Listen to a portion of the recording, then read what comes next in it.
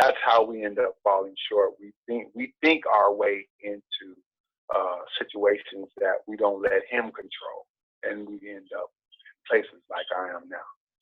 Do you So think?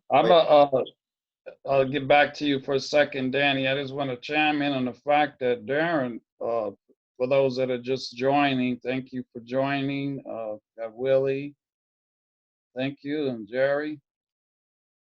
Yeah, for those that are just joining, I have Darren on the telephone and myself and Danny are on Zoom session here. And we are having an interview with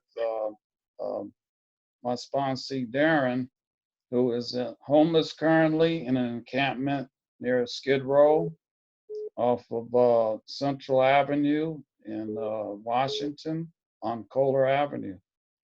And he's bringing us up to date on how he got back in the situation he's in, because he has been homeless in a shelter for a while, and he relapsed. He was clean and sober when I first met him for 3 years, and he ended up relapsing. So, yeah, because I'm just starting this live Facebook, just do a recap on you were doing great, going to church and everything. So what do you think happened? What's caused you to relapse again? It's a fleshly thing, wanting control of my life, wanting to be the boss of my own life, not allowing being positive to listen to others that have been through experiences that can tell me different. And that's where the flesh, the pride of a man blocks the love of God for his heart. And when that happens, we all want to be the leader of our own life. And sometimes you have to let go of the lead and allow God to lead and to listen, and especially listen to people with experience. And that's where I failed. I thought I knew so much, man, and not that I didn't know anything, but I knew little of nothing. So, I should have let go of the lead, and I should have stood back and paid close attention to what other people were doing and saying with their own experience. Yep.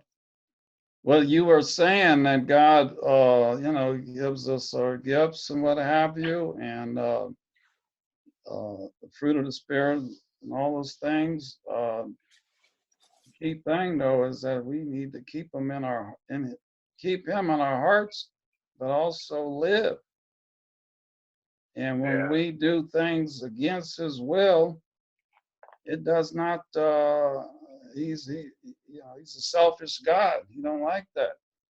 So He's going to give you free will to make your decisions, and you've made your decisions at this point. But hopefully now you're going to. What's your game plan? You've got a lot of Bible knowledge under your belt. You've got the basics of the recovery program. I mean, we're working on the steps, and we're at step 4, but we've got to start back to step 1 now since you relapsed. But I'm just saying that you're pretty much aware of what you got to do. So one of the principles, at least in the recovery program, see, this is why I like this show. I'd like to do this type of show. And I thank Danny for bringing us on, for being able to do this. And because I call it real talk, because you have people, including the churches, faking the funk. You have pastors out there messing around with the women in the church. You have deacons getting drunk right after church. Bottom line is, a lot of people know the Bible, so I'm not trying to address those sinners that are unsaved and don't know the Bible. Right now,